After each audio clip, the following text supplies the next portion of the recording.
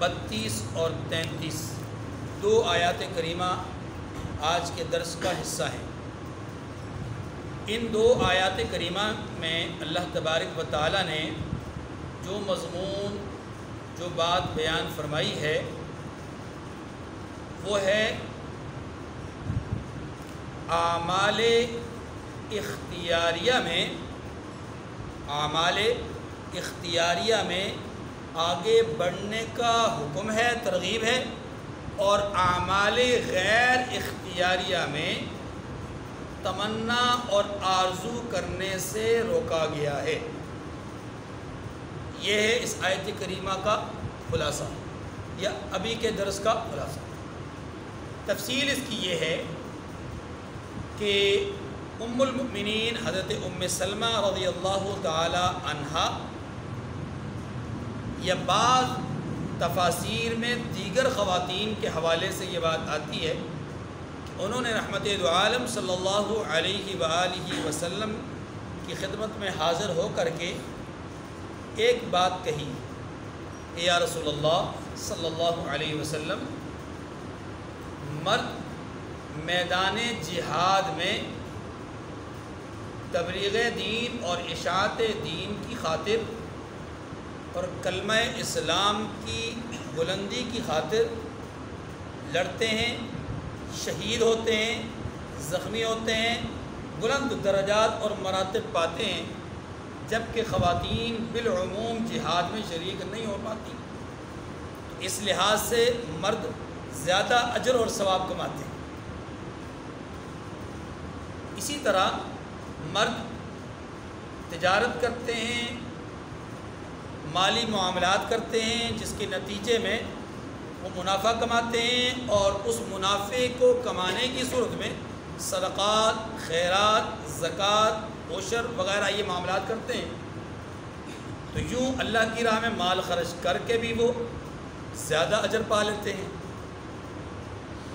اور بھی کئی اس طرح کے کام ہیں جو صرف مرد کرتے ہیں، عورتیں ان میں بالعموم شریک نہیں ہو پاتی۔ تو عورتوں کے ثواب اور اجر میں کمی اور مردوں کے ثواب اور اجر میں اضافہ نظر آ رہا ہے۔ تو روایات میں آتا ہے کہ خواتین نے کہا کہ کاش کہ ہم بھی مرد ہوتے تاکہ ہم بھی جہاد کرتے، زکوٰۃ ادا کرتے، مالی منافع کماتے، صدقات خیرات کرتے۔ اللہ کے رسول صلی اللہ علیہ وسلم نے ان کی اس بات کو سنا اور کوئی جواب نہیں ارشاد۔ خالق کائنات نے یہ آیات اتاری، بلکہ یہ آیت کریمہ اتاری، اور اس آیت میں یہی سمجھایا گیا ہے افعال یا جو حیثیتیں ہیں وہ دو طرح کی ہوتی ہیں۔ مقامات، رتبے وہ دو طرح کے ہوتے ہیں۔ ایک رتبہ وہ ہوتا ہے کہ جو اختیاری ہوتا ہے، اور ایک رتبہ وہ ہوتا ہے جو غیر اختیاری ہوتا ہے۔ ایک مقام وہ ہوتا ہے جو اختیاری ہوتا ہے، ایک غیر اختیاری ہوتا ہے۔ ایک حیثیت اختیاری ہوتی ہے، ایک غیر اختیاری ہوتی ہے۔ ایک فعل غیر اختیاری ہوتا ہے، ایک غیر اختیاری ہوتا ہے۔ مثال کے طور پر ایک انسان اللہ نے اس کو قوت سماعت سے نوازا ہے، اور اسی کے ساتھ دوسرا بھائی قوت سماعت سے محروم ہے۔ اب ان دونوں کے اندر یہ جو قوتیں ہیں، ایک سماعت سے محروم اور دوسرا سننے کی صلاحیت اور طاقت رکھتا ہے، یہ ان دونوں کا ذاتی فعل نہیں، اختیاری فعل نہیں، اختیاری عمل نہیں کہ یہ سن سکتا ہے تو اپنے اختیار سے، وہ نہیں سن سکتا تو اپنے اختیار سے نہیں، بلکہ اس کا سننا اپنے اختیار سے نہیں، اس کا نہ سننا اپنے اختیار سے نہیں، یہ سننے میں اللہ کا محتاج، ٹھیک ہے، اور وہ بھی سننے میں اللہ کا محتاج۔ اللہ چاہیں تو آج اس کو بہرا بنا دیں، اس کو سننے والا بنا دیں، اللہ کے خزانہ میں کوئی کمی تو نہیں۔ اسی طریقے سے ایک آدمی قد کے اعتبار سے 6 فٹ سے زیادہ بلند ہے، اور دوسرا آدمی 4 فٹ سے کے قریب ہے۔ اب یہ جو 4 فٹ یا کم قد والا ہے، پست قد والا ہے، اس کے پست قد ہونے میں اس کا ذاتی فعل یا ذاتی عمل اس کو دخل نہیں ہے، ذاتی اختیار اس کا نہیں ہے۔ جس کا قد 6 فٹ سے بلند ہے اس کو ذاتی اختیار نہیں ہے، جس کی رنگت گوری ہے اس کو ذاتی اختیار سے نہیں ملی، جس کی رنگت سیاہ فامی ہے اس کو اس کے اختیار سے نہیں ملی، جو عربی ہے وہ اپنے اختیار سے عربی نہیں ہے، جو عجمی ہے وہ اپنے اختیار سے عجمی نہیں ہے، جو حبشی ہے اپنے اختیار سے حبشی نہیں ہے، جو یورپین ہے وہ اپنے اختیار سے یورپین نہیں ہے۔ اب تھوڑا سا آگے بڑھیے تو جو آدمی غیر سید ہے وہ اپنے اختیار سے غیر سید نہیں ہے، جو سید خاندان اور نسب اور حسب سے تعلق رکھتا ہے وہ اپنے اختیار سے یہ نہیں ہے۔ اسی لیے ہمارے خالق اور مالک نے ہمیں کیا سمجھایا، یا ایھا الناس انا خلقناکم من ذکر و انثی، ہم نے تمہیں ایک مذکر اور ایک مؤنث سے پیدا کیا ہے، وجعلناکم شعوبا وقبائل لتعارفوا، تمہیں ہم نے قبیلوں میں، خاندانوں میں، قبائل میں تقسیم کیا، برادریوں میں تقسیم کیا، کیوں؟ تاکہ پہچان ہو سکے، ایک دوسرے کی پہچان کرنے کے لیے، ایک دوسرے کا تعارف کرنے کے لیے، نہ کہ اس قوم اور قبیلے میں، برادری اور اس چیز میں فضیلت نہیں، یہ فضیلت تمہارے اختیار کی نہیں، تمہارے اختیار میں کیا ہے؟ تمہارے اختیار میں اللہ کے قوانین پر عمل کرنا، کہ اگر تم اللہ کے قوانین پر عمل کرو گے، احکامات الہی کو مانو گے، احکامات الہی پر عمل کرو گے تو تمہارا درجہ دوسروں سے بلند ہوتا جائے گا، جتنا عمل پیرا ہونے میں مضبوطی دکھاؤ گے اتنا ہی درجہ بلند ہوتا جائے گا، تقویٰ کا نچلا درجہ، درمیانی درجہ، اعلیٰ درجہ، پھر اقربین میں، پھر مطلب بلند ترین لوگوں میں، اعلیٰ علیین میں، اولیاء اللہ میں، قطب میں، غوث، ابدال میں، یہ سارے درجات ملیں گے تمہارے اپنے ان اکرمکم عند اللہ اتقاکم، تقوی کی بنیاد پر ملیں گے، نہ کہ حسن کی بنیاد پر، نہ کہ برادری کی بنیاد پر، نہ کہ مال کی بنیاد پر، نہ دولت کی بنیاد پر، نہ شہرت کی بنیاد پر، نہ کسی منصب کی بنیاد پر، یہ سب کچھ ملے گا تو کیوں؟ اس لیے کہ ہم نے تمہیں ایک مرد اور عورت سے پیدا کیا ہے، بس منہما رجالا کثیرا ونساء، پھر اس مرد اور عورت سے تمہیں ہم نے پھیلاتے پھیلاتے پھیلاتے پھیلاتے بے شمار مرد اور عورتیں اس سے ہم نے بنا دیے، اور وہ پوری دنیا میں پھیل گئے، اور اس قدر پھیلے کہ اب ان سب کو یہ کہا گیا کہ دیکھو اپنی رنگتوں کو دیکھو، اپنی بولیوں کو دیکھو، اپنے علاقائی رسم و رواج کو دیکھو، تہذیب و کلچر کو دیکھو، ان سب کو دیکھو، اور ساتھ اپنے دین کو دیکھو کہ تمہارا دین تمہارے لیے زیادہ فوقیت رکھنے والا ہونا چاہیے، تمہاری ذہنی سوچ میں لا الہ الا اللہ اور محمد الرسول اللہ ہونا چاہیے، کہ حکم اللہ کا ہوگا، اطاعت رسول اللہ صلی اللہ علیہ وسلم کی ہوگی۔ بات سمجھ گئی؟ یہ الفاظ دیگر آپ یوں بھی کہہ سکتے ہیں کہ اللہ کے حکم کی اطاعت ہوگی، رسول اللہ کے طریقے کی پیروی ہوگی، یہ لا الہ الا اللہ محمد رسول اللہ۔ تو اب بتایا یہ گیا کہ ایک افعال وہ ہیں جو آپ کے اختیار میں ہیں، ایک قسم کے افعال وہ ہیں کہ جو آپ کے اختیار میں نہیں، جو آپ کے اختیار میں نہیں ہیں وہ بھی بہت سارے ہیں، ایک آدمی کو وراثت میں کروڑوں روپے ملتا ہے، اس کا اپنے اختیار میں نہیں ہے، ایک آدمی کو وراثت میں چند ٹکے ملتے ہیں، اس کے اپنے اختیار میں نہیں ہے، ایک آدمی دیکھیے کسی میڈیکل کلاس میں اگر آپ دیکھتے ہیں تو وہاں پر کلاس کے اندر 15 بچے، 20 بچے، 30 بچے، 50 بچے موجود ہیں، لیکن کیا وہ سارے کے سارے ڈاکٹر بن جاتے ہیں؟ سارے ڈاکٹر نہیں بنتے۔ اگر ایک کلاس میں، انجینئرنگ کی کلاس میں اگر 50 اسٹوڈنٹ موجود ہیں تو وہ سارے کے سارے انجینئر بن کر معاشرے میں انجینئرنگ نہیں کرتے، بلکہ کئی ایسے ہوتے ہیں جو فیلڈ میں کام کرتے ہیں، کئی ایسے ہوتے ہیں جو انجینئر بن ہی نہیں پاتے، کئی ایسے ہوتے ہیں جو بننے کے بعد فیلڈ میں آتے ہیں، کچھ ایسے ہیں جو شعبے میں آتے ہی نہیں ہیں۔ آپ جانتے ہیں کہ بیسیوں نہیں، سینکڑوں نہیں، ہزاروں لوگ ایسے ہوتے ہیں جو قرآن مجید کو حفظ کرتے ہیں، لاکھوں لوگ ہوتے ہیں جو قرآن پاک کو حفظ کرتے ہیں، کچھ وہ ہوتے ہیں جو قرآن پاک کے ساتھ وابستہ رہتے ہیں، کچھ وہ ہوتے ہیں جو قرآن پاک کے ساتھ وابستہ نہیں رہتے. ٹھیک ہے نا جی بات؟ تو اب یہ قرآن پاک کی دولت کا مل جانا یا کسی خاص منصب کا مل جانا یا کسی خاص عہدے کا مل جانا، یہ اللہ کی عنایت ہوتی ہے، اس کی بخشش ہوتی ہے، اس کا فضل ہوتا ہے، اس کا کرم ہوتا ہے. ورنہ انسانیت کے اعتبار سے آپ اور آپ کے وقت کے وزیر اعظم دونوں برابر ہیں، ہے کہ نہیں جی؟ آپ بھی انسان، وہ بھی انسان. آپ کے اندر، آپ کے پاس بھی وہی دو آنکھیں، ان کے پاس بھی دو آنکھیں. آپ کے پاس بھی کان، ان کے پاس بھی کان. آپ کے پاس بھی قوت بصارت، ان کے پاس بھی قوت بصارت. آپ کے پاس بھی قوت شامہ، ان کے پاس بھی قوت شامہ. آپ میں سے بھی بہت سارے لوگ انگلش بول سکتے ہیں، وہ بھی بول سکتے ہیں، وہ بھی دنیاوی تعلیم حاصل کیے ہوئے. آپ میں سے بھی بہت سارے لوگ دنیاوی تعلیم حاصل کیے ہوئے، لیکن وہ اس منصب پر ہیں، ہم اس منصب پر نہیں ہیں. تو اگر وہ اس منصب پر پہنچے ہوئے تو یہ ان کا کمال نہیں، یہ اللہ کا فضل، یہ اللہ کا. ہاں اب دیکھنا یہ ہے، اب دیکھنا، دیکھیے مقام اور مرتبہ، درجہ اور تفاوت یہ اللہ اپنی مرضی سے دیتے ہیں. اللہ کس چیز کی پوچھ گچھ کریں گے؟ اللہ کس چیز کے بارے میں سوال جواب کریں گے؟ رنگت کے بارے میں نہیں، رنگت کے بارے میں نہیں.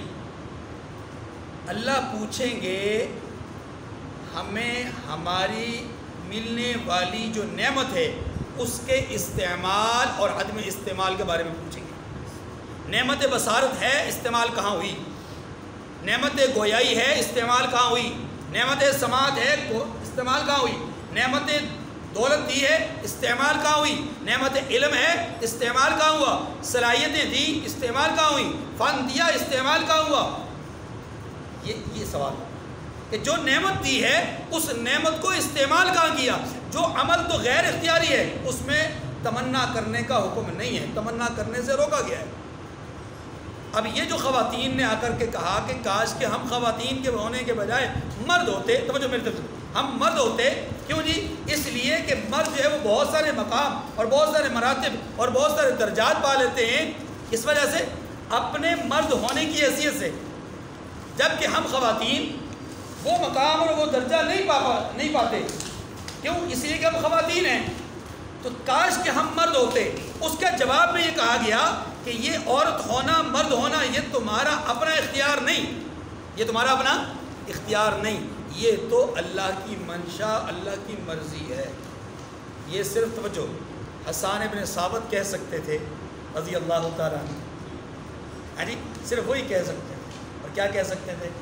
وَأَحْسَنُ مِنْكَ لَمْ تَرَ قَطُّ عَيْنٌ وَأَجْمَلُ مِنْكَ لَمْ تَلِدْ النِّسَاءُ خُلِقْتَ مُبَرَّأً مِنْ كُلِّ عَيْبٍ كَأَنَّكَ قَدْ خُلِقْتَ كَمَا تَشَاءُ. یہ صرف وہی کہہ سکتے تھے، اور جن کے لیے کہا ہے انہی کے لیے کہا جا سکتا کہ آپ سے زیادہ حسین و جمیل اللہ نے کسی کو پیدا نہیں کیا، آپ سے زیادہ جمیل کسی ماں نے جنا نہیں. آپ کو تو اللہ نے ایسا بنایا جیسے آپ کہتے گئے، رب بناتے گئے. یہ صرف ان کے لیے ہے اور ان کی زبان سے چلتا ہے، بس بات سمجھ آ گئی ہے. ورنہ عام انسان کے لیے یہ تصور نہیں ہے. عام انسان کے لیے یہ تصور، یہ بھی ان کے لیے عقیدت اور محبت کی بنیاد ہے. اللہ تبارک و تعالیٰ نے اتنا کمال درجے میں حسن اور جمال کے اعتبار سے اعلیٰ ترین پیکر بنایا رسول اللہ صلی اللہ علیہ وسلم کے وجود اقدس کو کہ کوئی عیب نہیں، کوئی نقص نہیں، کوئی کمی نہیں. میرے آپ کے وجود میں ہزاروں عیب، ہزاروں نقص ہمیں نظر آ سکتے ہیں. میری آنکھ آپ کے وجود میں بہت سارے عیب تلاش کر سکتی ہے، ہو سکتا ہے وہ دوسرے کو نظر نہ آئے، تیسرے کو نظر نہ آئے. میری ذات میں بہت سارے عیوب آپ کو نظر آ سکتے ہیں، مجھے خود آئینے میں نظر نہ آئے. لیکن خالق کائنات نے اپنے محبوب کو ایسا بنایا کہ کوئی کافر بھی آپ کے وجود میں عیب نہیں بیان کرتا. نبی ویسے ہی بے عیب ہوتے ہیں، نبی ویسے ہی، اور جو نبیوں کے نبی ہوں، جو نبیوں کے نبی ہوں. خیر، عرض یہ کر رہا تھا کہ یہ جو فضیلتیں ہیں یہ فضیلتیں انسان کے اپنے اختیار میں نہیں. اللہ تعالیٰ نے ان خواتین کو یا ان کی طرف سے جو نمائندگی کی حضرت ام سلمہ نے رضی اللہ عنہ ام المؤمنین نے، ان سب کو یہ بات سمجھائی کہ جو تمہارے اختیار میں نہیں اس کی تمنا مت کرو، ہاں جو تمہارے اختیار میں ہے اس کے لیے دوڑ لگاؤ۔ سارعوا الی مغفرۃ من ربکم وجنۃ عرضها السماوات والارض، اللہ کی طرف سے بخشش اور مغفرت کے راستے کو پانے کے لیے جدوجہد کرو، دوڑ لگاؤ۔ سابقوا، آگے بڑھو، ایک دوسرے سے آگے بڑھو، جو تمہیں دیا اس میں تم آگے بڑھنے کی کوشش کرو، یعنی جتنی حیثیت میں رکھا اتنی حیثیت میں آگے بڑھو، جتنی طاقت دی اتنی طاقت میں آگے بڑھو، جتنی صلاحیت دی اتنی صلاحیت میں آگے بڑھو، جو فن دیا اس فن میں آگے بڑھو، جو کمال دیا اس کمال میں آگے بڑھو، جو ہنر دیا اس ہنر کے ذریعے سے اپنے رب کو راضی کرو۔ اصل چیز یہ ہے، اصل چیز کیا ہے؟ ایک آدمی کو اللہ نے معرفت دین نصیب فرمائی، یعنی اسے مسلمان بنایا۔ اب اس کا کام یہ ہے کہ اس معرفت دین میں آگے بڑھے، یہاں صرف کلمہ پڑھ کے نہ بیٹھ جائے بلکہ آگے بڑھے، اور اسی آگے بڑھنے کا تذکرہ قرآن پاک نے اس طرح کیا، الا الذین آمنوا وعملوا الصالحات، صرف ایمان نہیں، عملوا الصالحات، اعمال صالحہ، اور پھر اعمال صالحہ میں کہا تھا سابقوا الی مغفرۃ من ربکم، سارعوا الی مغفرۃ من ربکم، آگے بڑھو، جدوجہد کرو۔ اور جو آدمی جدوجہد کرتا ہے ان اللہ لا یضیع اجر المحسنین، اللہ اس کی جدوجہد کو ضائع نہیں کرتا۔ اور پھر یہ بھی کہا وَلَيْسَ لِلْإِنسَانِ إِلَّا مَا سَعَىٰ، انسان کو وہی کچھ ملنا ہے جو اس نے جدوجہد کی، یہ حسن اس کے اپنے چاہت سے نہیں ملا، یہ انسانی وجود میں جو طاقت اور قوت ہے یہ اس کی اپنی چاہت سے نہیں ملا، ہاں جو ملا اس کا استعمال کہاں کر رہا ہے، دیکھنا یہ ہے، جو آنکھ ملی اس آنکھ کی بینائی کو استعمال کہاں کر رہا ہے، جو علم ملا اس کا استعمال کہاں کر رہا ہے، یہ ہے اصل چیز۔ اسی بات کو یہاں پر بیان کیا گیا، وَلَا تَتَمَنَّوْا مَا فَضَّلَ اللَّهُ بِهِ بَعْضَكُمْ عَلَىٰ بَعْضٍ، اور جس چیز میں اللہ نے تم میں سے بعض کو بعض پر فضیلت دی ہے اس کی ہوس مت کرو، بعض کو بعض پر، یعنی عورتوں پر مردوں کو فضیلت دی ہے، اب اس کی تمنا اور آرزو مت کرو کہ کاش کہ ہم مرد ہوتے، یا مرد کہیں کہ کاش ہم عورتیں ہوتی، نہیں۔ دیکھیے چند دن پہلے 14 اگست کو ہمارے ملک کی یادگاری علامت کے سائے میں ایک عورت کے ساتھ جو ہوا انتہائی برا ہوا، ہم اس کی کسی بھی طرح حوصلہ افزائی نہیں کرتے، 100% حوصلہ شکنی نہیں کرتے۔ یہ الگ بات ہے کہ اس میں قصور ان لڑکوں اور مردوں کا کتنا ہے اور اس عورت کا کتنا ہے، یہ الگ بات ہے،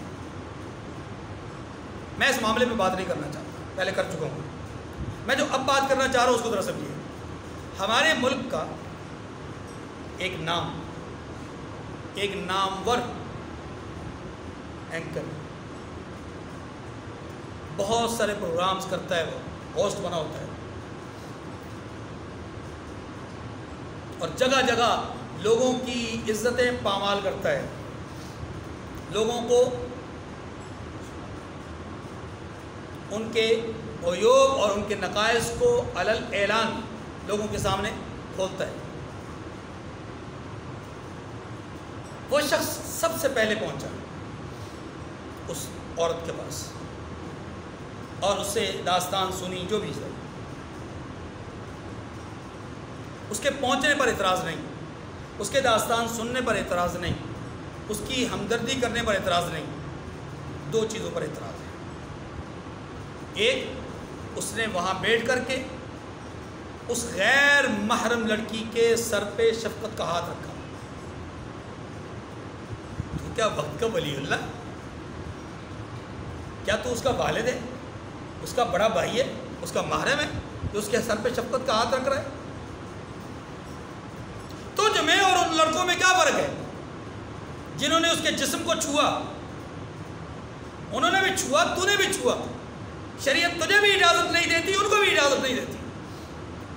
بات سمجھ آگئی؟ ایک تو یہ اعتراض ہے، اور دوسرا اس سے بڑا اعتراض جو اس بدبخت نے، نالائق نے ایک جملہ کہا ہے، اور وہ جملہ اس نے کیا کہا کہ شکر ہے اللہ نے مجھے بیٹی نہیں دی، شکر ہے اللہ نے مجھے بیٹی نہیں دی۔ اور اس واقعے کو دیکھ کر کے میں کہتا ہوں کاش کہ پاکستان میں اللہ کسی کو بیٹی نہ دے، پاکستان میں اللہ کسی کو بیٹی نہ دے، دھرتی پہ اللہ کسی کو بیٹی نہ دے۔ تیری ماں کہاں سے آ گئی؟ تو کیسے پیدا ہو گئی؟ ہاں جی، کمال کرتا ہے۔ اور لوگوں نے اس کے اپنا اس بیان کو ابتدائی طور پر بڑا اپریشیٹ کیا۔ جب علماء نے اس کے خلاف آواز اٹھائی اور اہل علم نے اس کے خلاف آواز اٹھائی کہ اس نے بہت بڑا بکواس کیا، یہ تو اللہ کی دی ہوئی نعمت کی ناقدری ہے اور اللہ کی دین پر اعتراض ہے کہ گویا کہ وہ اللہ لوگوں کو اولاد میں بیٹیاں کیوں دیتا ہے۔ یہ تو وہ فلسفہ ہے جو ابو جہل کا ہے، یہ تو وہ اعلان ہے جو ابو لہب کہا کرتا تھا، یہ تو وہ باتیں جو مکہ کے مشرکین کہا کرتے تھے۔ اور انہیں جب اذا بشر احدهم بالانثى ظل وجهه مسودا کہ جب انہیں بچیوں کی بشارت دی جاتی، بچیوں کے بارے میں خبر دی جاتی کہ تمہارے گھر میں اللہ نے بیٹی پیدا کی ہے، ان کے چہرے سیاہ ہو جاتے تھے۔ یہ تو وہ بات کر رہا ہے، تجھے مذمتی کلمات کہنے تو اور انداز میں کلمات کہہ، تو ان کے خلاف ایف آئی آر درج کروانے میں شامل ہو، تو ان کے خلاف حکومت کو اکسا، ترغیب دے کہ حکومت ان کے خلاف اقدام اٹھائے۔ ساتھ یہ بھی بیان کر کہ وہ جو لڑکی جس کے لیے تو کہہ رہا ہے کہ اللہ کرے پاکستان میں کسی کو لڑکی نہ ملے، جس کو ملی ہے اس کو بھی تو ترغیب دے کہ تو بڑے بازار میں سر عام اجتماع عام کے اندر اتنے سارے مردوں میں تو کیا لینے گئی تھی؟ ویڈیو بنوانے کے لیے ٹک ٹاک مردوں کو لے کر کے باقاعدہ اپنے چیلے چماٹوں کو دور دراز سے بلا کر کے تو وہاں پر پہنچی، اور پہنچنے کے بعد تیرا خیال یہ تھا کہ میں فیمس ہو جاؤں گی، لیکن وہاں تیری توقع سے بڑھ کر کے کام ہو گیا۔ تو شیر تھی تو وہاں پر سوا شیر موجود تھے۔ وَلَا تَتَمَنَّوْا مَا فَضَّلَ اللَّهُ بِهِ بَعْضَكُمْ عَلَىٰ بَعْضٍ۔ اللہ اکبر، فرمایا جس چیز میں اللہ نے تم میں سے بعض کو بعض پر فضیلت دی ہے اس کی ہوس اور اس کی لالچ مت کرو۔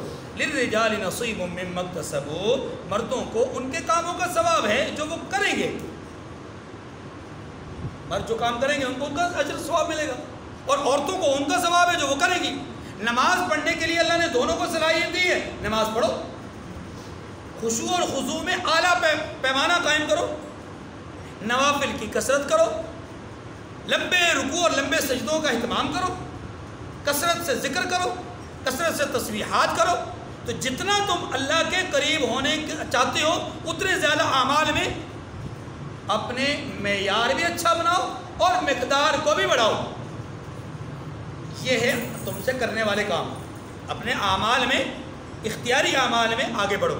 للرجال نصیب مما اکتسبوا، مردوں کے لیے ان کے کاموں کا ثواب ہے جو انہوں نے کیے، وللنساء نصیب مما اکتسبن، اور عورتوں کو ان کے کاموں کا ثواب ہے جو انہوں نے کیے۔ واسألوا اللہ من فضلہ، یہ ہے اصل بات، یہ ہے اصل بڑی پیاری بات ہے۔ پہلے یہ کہا کہ غیر اختیاری کاموں میں حرص مت کرنا، پھر گویا ضمناً یہ کہا کہ اختیاری کاموں میں آگے بڑھو، آگے بڑھنے کا کہا۔ یہاں ہوس اور لالچ کی بات نہیں کی، کیوں؟ اس لیے کہ صرف لالچ کافی نہیں ہے، یا عمل کافی ہے، عمل ضروری ہے، عمل کرو، عمل کرنے کے بعد اب اس عمل کا نتیجہ کیا ہوگا؟ مالک راضی ہوتا ہے یا نہیں ہوتا؟ خالق کی منشا کے مطابق ہوا یا نہیں ہوا؟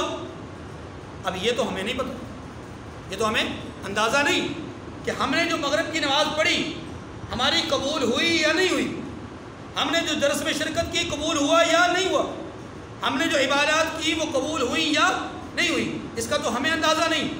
عمل کرنا ہمارا کام، عمل میں معیار اچھا بنانے کی کوشش کرنا، مقدار کو بڑھانے کی کوشش کرنا، یہ ہماری ذمہ داری۔ پھر اگلی بات کیا کہی؟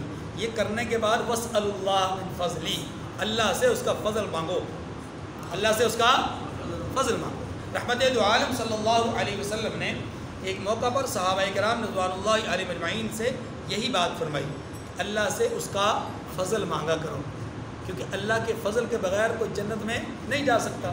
تو صحابہ کرام رضوان اللہ علیہم اجمعین نے ایک سوال کیا، اور یہاں میں رک کر کے پھر عرض کروں گا کہ بہت دفعہ ایسا ہوا کہ صحابہ کرام نے جو سوالات کیے فی الحقیقت اللہ نے وہ سوالات کروائے. فی الحقیقت اللہ نے وہ سوالات کیوں؟ اس لیے کہ آنے والی انسانیت کو دین سکھلانا تھا. سوال کیا کیا؟ ایک صحابی نے کہ یا رسول اللہ کیا آپ بھی، کیا ان کو نہیں پتا تھا کہ حضور علیہ السلام کو مقام محمود کی جو ہے وہ بشارت سنائی گئی ہے؟ لیکن سوال کرنے کا مطلب کیا؟ آنے والے لوگوں کو سمجھانا. جیسا کہ اللہ نے اپنے حبیب سے فرمایا لئن اشرکت لیحبطن عملک، محبوب اگر آپ بھی شرک کریں گے تو آپ کے عمل ضائع ہو جائیں گے.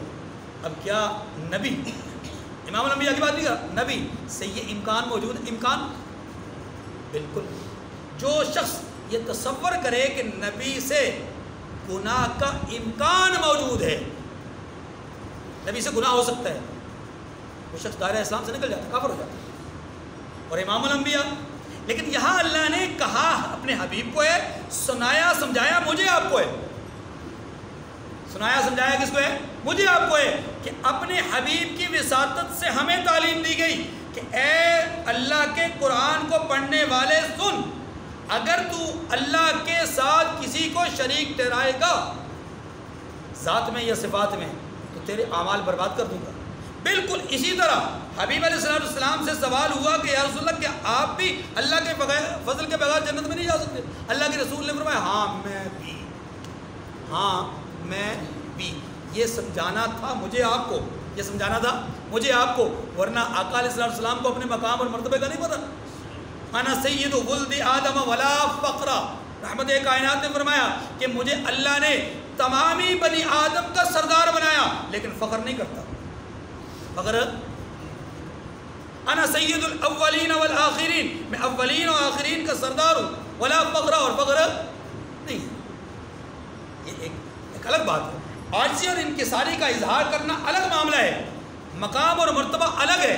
لیکن اللہ کے رسول نے یہاں پر اس حدیث میں جو مجھے آپ کو سمجھایا وہ کیا سمجھایا کہ دیکھو جب میں جو کہہ رہا ہوں کہ میں اللہ کے فضل کے بغیر جنت میں نہیں جا سکتا، تو مجھے یہ بتلاؤ کہ تم جو نبی بھی نہیں ہو، نبی بھی نہیں ہو، ایک عام انسان ہو، تو تم اللہ کے فضل کے بغیر کیسے جنت میں جاؤ گے؟ اس کو ایک اور مثال سے سیدہ فاطمہ الزہرا رضی اللہ عنہا سیدۃ النساء اہل الجنہ، جنتی عورتوں کی کیا ہیں؟ سردار ہیں. لیکن رحمت دو عالم صلی اللہ علیہ وسلم ایک دفعہ سمجھانے کے لیے کیا فرماتے ہیں؟ فاطمہ میری بٹیا اس زعم میں نہ رہنا کہ تو خاتم النبیین کی بیٹی ہے.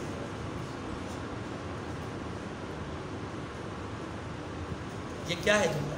اس جملے کا مطلب بھی سمجھانا ہے، باقی لوگوں کو سمجھانا کہ جب میں اپنی بیٹی سے یہ کہہ رہا ہوں، جسے جنتی عورتوں کا سردار میں نہیں کہا، اسے کہہ رہا ہوں کہ اپنے اس نسب اور حسب پہ ہی باقی نہ رہنا، بلکہ اپنی زندگی میں جنت میں جانے کے لیے، اللہ کی رضا پانے کے لیے، میرا ساتھ حاصل کرنے کے لیے اعمال بھی کرتے رہنا. اعمال بھی. تو اللہ کے رسول نے اپنی بیٹی کی وساطت سے امت کی بیٹیوں کو، امت کی عورتوں کو، امت کے مردوں کو سمجھایا کہ صرف حسب اور نسب پہ قائم اور باقی نہ رہنا، حسب اور نسب کے فخر پہ زندہ مت رہنا، بلکہ اعمال بھی کرتے رہنا. یہی بات یہاں سمجھائی گئی کہ وَاسْأَلُ اللَّهَ مِن فَضْلِهِ، اعمال کرو، آگے بڑھو، مقدار بھی بڑھاؤ، معیار بھی اچھا کرو، لیکن اس پہ اس گھمنڈ میں نہیں رہنا کہ ہم نے تو بڑی نمازیں پڑھ لی، ہم نے تو بڑے روزے رکھ لیے، ہم نے تو بڑی زکاتیں ادا کر لی، اب تو بخشے بخشائے. ہمارا بڑا المیہ یہ ہے نا کہ ہم 2 منٹ اپنا 1 دن 2 دن چند نوافل پڑھ لیتے ہیں یا تھوڑا سا ذکر اذکار کر لیتے ہیں تو ہم سمجھتے ہیں ہم وقت کے ولی اللہ بن گئے. ہم کیا ہو گئے؟ وقت کے، ہم تو قاضی عیاض اور عبداللہ ابن مبارک بن گئے ہیں، ہم تو بڑے بڑے اولیاء اللہ کے برابر ہو چکے ہیں. جواب یہ کہ نہیں، یہ مقام اور مرتبہ دینا تو اللہ کا کام ہے. وَاسْأَلُ اللَّهَ مِن فَضْلِهِ، اس لیے اللہ سے اس کا فضل مانگتے رہو. إِنَّ اللَّهَ كَانَ بِكُلِّ شَيْءٍ عَلِيمًا. یہ جملہ دیکھیں، میں نے کہا بارہا یہ بات کہی کہ آیات کریمہ کے آخر میں اللہ تعالیٰ جو اپنی صفات بیان کرتے ہیں اس کا آیت کے ساتھ تعلق ہوتا ہے. ان اللہ کان بکل شیء علیما, بے شک اللہ ہر چیز کا علم رکھتے ہیں. کیا معنی یہ کہ اللہ جانتے ہیں کہ کس کو میں نے مرد بنانا ہے, کس کو عورت بنانا ہے, یہ علم اللہ کے پاس ہی ہے. اس میں کیا حکمت ہے, کس کو مرد بنایا, اس کی کیا حکمت ہے, کس کو عورت بنایا. اچھا, اس میں کیا حکمت ہے کہ اس کو قوت دی, اس کو کمزور بنایا, یہ اللہ ہی جانتے ہیں. پھر اگلی بات, اللہ ہی جانتے ہیں کہ کس کو کس کے عمل کا کتنا اجر ملے گا. نماز دونوں نے اکٹھی پڑھی, نماز دونوں نے اکٹھی, ایک کو رائی کے دانے کے برابر بھی اجر نہیں اور ایک کو اونٹ پہاڑ کے برابر اجر دے دیا. اللہ ہی جانتے ہیں نا, دونوں کی حکمت اللہ ہی جانتے ہیں, دونوں کا نتیجہ بھی اللہ ہی جانتے ہیں. اس لیے اللہ سے اس کا فضل مانگتے ہیں کہ یا اللہ تو اپنے فضل کا معاملہ فرمانا, ہمارے اعمال کچھ نہیں ہیں, ہم تو اعمال کی شکلیں بنا رہے ہیں. اعمال کی, خدا کی قسم ہمارے اعمال کی حقیقتاً شکلیں بھی وہ نہیں ہیں جو ہم سے تقاضا کی گئی ہیں, لیکن چلیں پھر بھی شکل بنانے کی کوشش کر رہے ہیں. باقی اعمال تو وہ ہیں, اعمال تو وہ ہیں کہ نیزہ لگ گیا, توجہ, نیزہ لگ گیا جسم میں اور طبیب کہہ رہا ہے کہ نیزے کو کھینچے تو تکلیف ہوگی. کہتے ہیں ٹھیک ہے, اگر اس تکلیف سے بچنے کی ایک ہی صورت ہے میرے پاس, اور وہ یہ ہے کہ میں اللہ کے لیے اللہ کے سامنے کھڑا ہو جاتا ہوں, جب میں نماز میں کھڑا ہوں گا میرا نیزہ نکال دینا. یہ ہے عمل, یہ ہے عمل کہ ان کے وجود میں تھر تھراہٹ پیدا ہو جاتی تھی خوف الہی کی وجہ سے, انہیں دنیا کی تکلیف محسوس نہیں ہوتی تھی. اور ہمارا حال یہ ہے, میں اپنی بات کرتا ہوں, ہمارا حال یہ ہے کہ مکھی دور سے بناہٹ کی آواز اس کی کان میں پڑے تو بے چینی سے پیدا ہو جاتی ہے, پھر نماز کا دھیان اور توجہ مکھی کی طرف, مچھر کی طرف جاتا ہے. اس لیے اللہ نے فرمایا کہ ان اللہ کان بکل شیء علیما, کچھ شک نہیں کہ اللہ ہر چیز سے واقف ہے. ولکل جعلنا موالی مما ترک الوالدان والاقربون. یہ آیت کریمہ, اس کا مسئلہ پہلے بیان ہو چکا ہے, میں صرف مسئلے کی طرف اشارہ کرتا ہوں, آیت کا ترجمہ پڑھ دیتا ہوں. مسئلہ یہ ہے کہ مشرکین یا دور جاہلیت میں موالات کو وارث سمجھا جاتا تھا. موالات کیا ہوتا تھا, یعنی ایک آدمی کے ساتھ پکی دوستی کا عہد کر لیا کہ ہم دونوں قسم کھا کر کے کہتے ہیں ہم پکے دوست رہیں گے مرتے دم تک, اور پھر وہ مرتے دم تک دوست رہتے تھے, تو ان میں سے جو مرتا تھا اس کا وارث دوسرا دوست بن جاتا تھا. یعنی وراثت میں ایک تصور یہ بھی تھا دور جاہلیت میں. رسول اللہ صلی اللہ علیہ وسلم نے دین مبین میں ابتدائی طور پہ اس کو قائم رکھا, جس کو سلسلہ مواخات کہتے ہیں. اس میں وراثت کا ایک تصور تھا, لیکن بعد کو چل کر کے اس عہد کو یا اس موالات کے اس قسم کو ختم کر دیا گیا.